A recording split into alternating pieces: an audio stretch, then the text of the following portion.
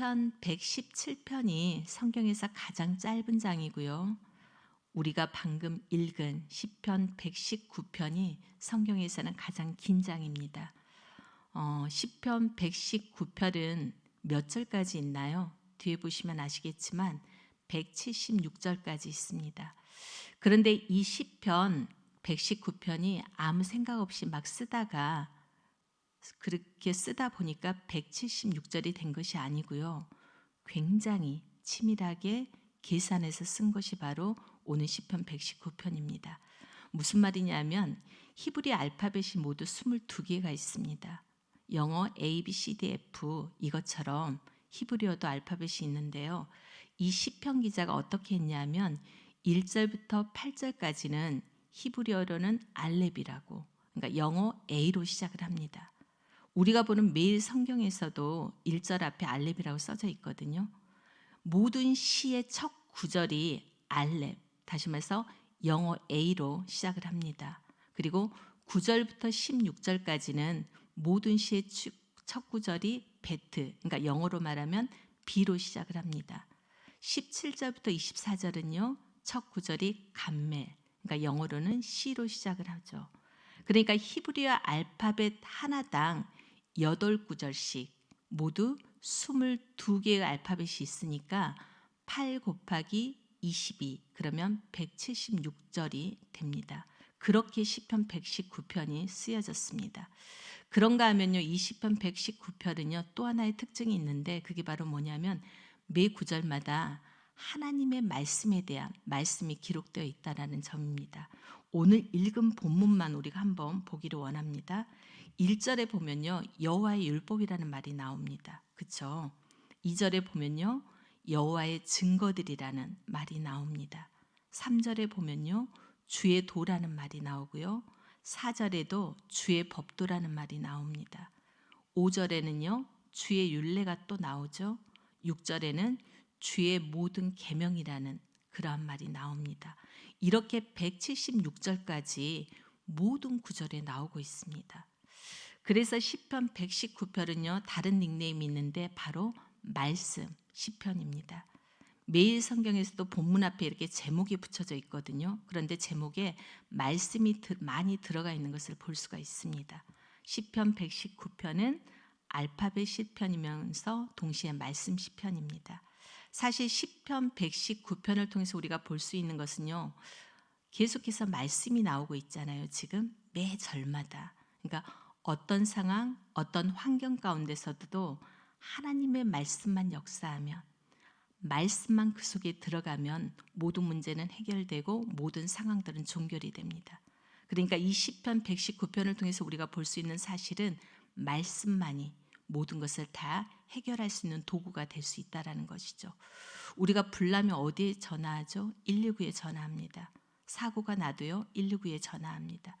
우리의 도움이 필요한 모든 순간순간마다 우리는 119에 전화하는 것을 볼 수가 있습니다. 시편도 마찬가지입니다.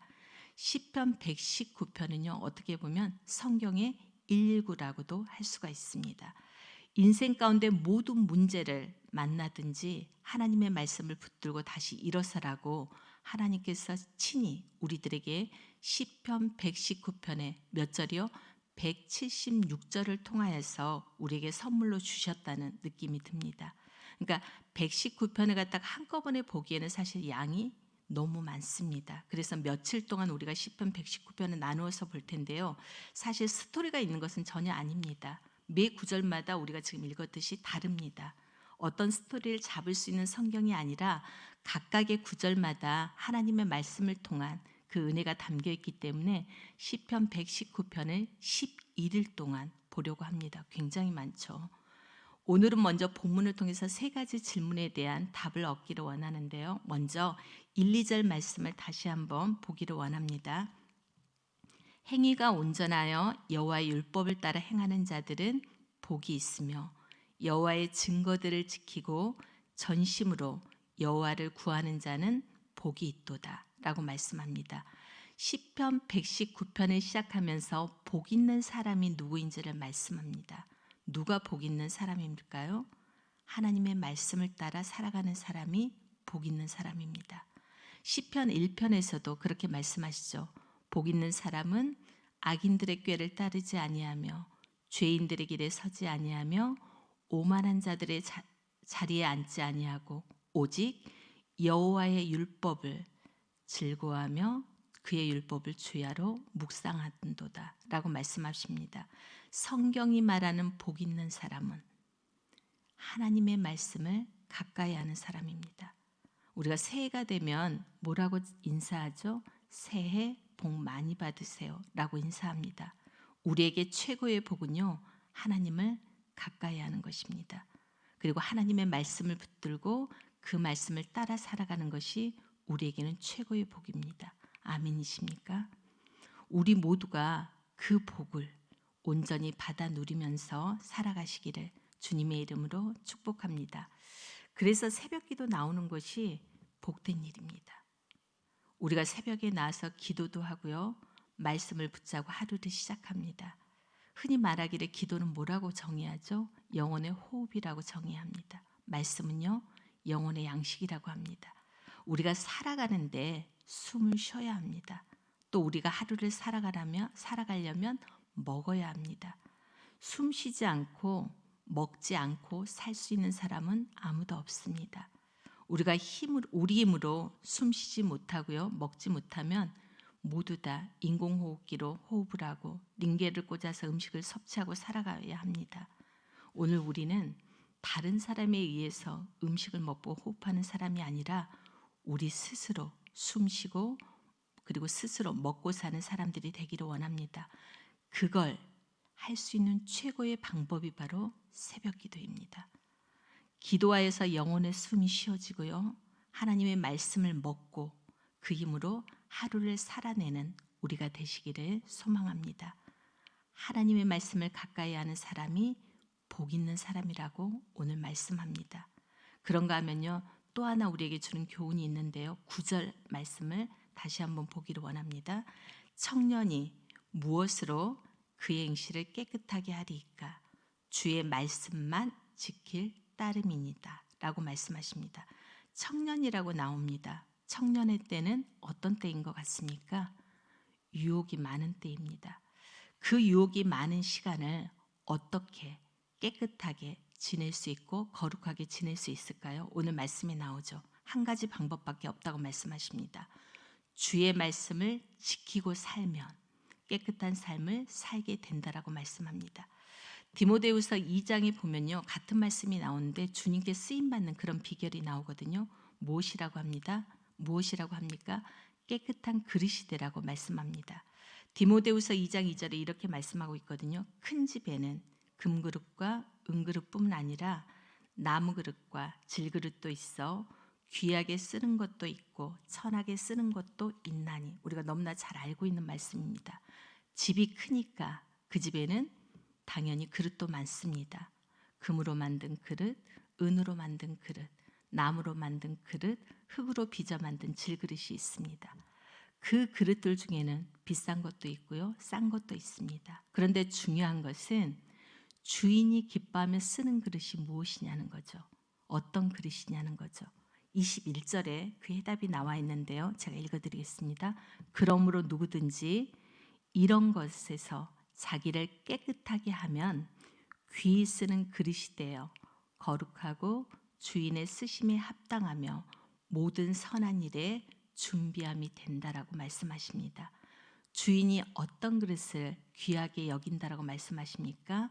바로 깨끗한 그릇을 귀하게 여기고 모든 선한 일을 위해서 준비된 그릇으로 여긴다라고 말씀합니다.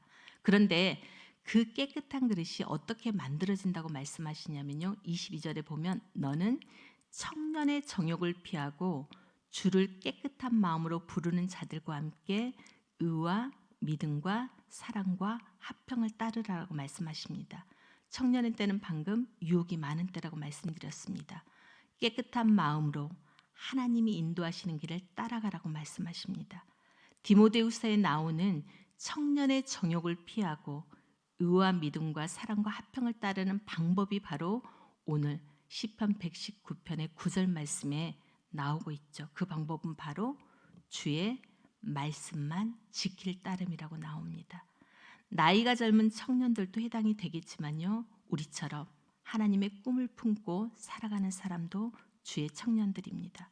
이 청년의 딸을 살아가면서 주의 말씀만 지키며 살아가는 깨끗한 그릇들이 다 되실 수 있기를 주님의 이름으로 축복합니다. 한 가지만 더 보고 오늘 말씀을 마무리하겠습니다. 11절이거든요. 11절 말씀 같이 한번 보기를 원합니다.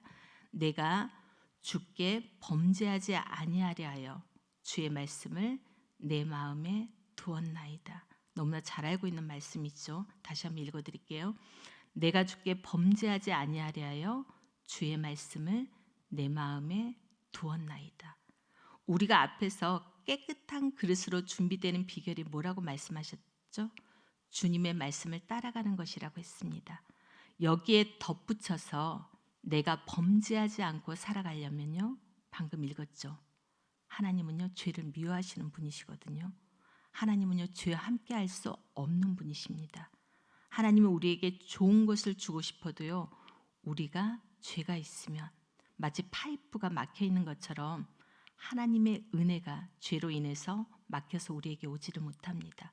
그래서 우리의 인생 가운데 하나님과 동행하기 위해서 또 하나님의 은혜를 계속 누리기 위해서는 필요한 게 무엇이냐면 바로 죄를 멀리하는 것입니다. 우리의 인생 가운데 죄가 떠나가게 만드는 것입니다. 그렇게 우리 인생 가운데 죄와 우리를 완전히 분리하는 방법은 바로 말씀이 우리 안에 들어오는 것입니다. 오늘 11절 말씀처럼요. 내가 주께 범죄하지 아니하려 하여 주의 말씀을 우리의 마음에 두는 것입니다. 우리 마음에 말씀이 이렇게 들어와 있으면요. 어떤 죄의 유혹이 찾아오더라도 그 말씀으로 이기게 되는 것입니다. 우리가 너무나 잘 알고 있는 예수님이 40일 금식하고 사단의 유혹을 받습니다. 3가지 유혹을 받죠. 돌로 떡 만들어라. 높은 성전에서 뛰어내려라. 나한테 절하면 천하만국을 너에게 주겠다. 이러한 유혹으로 사단이 유혹합니다.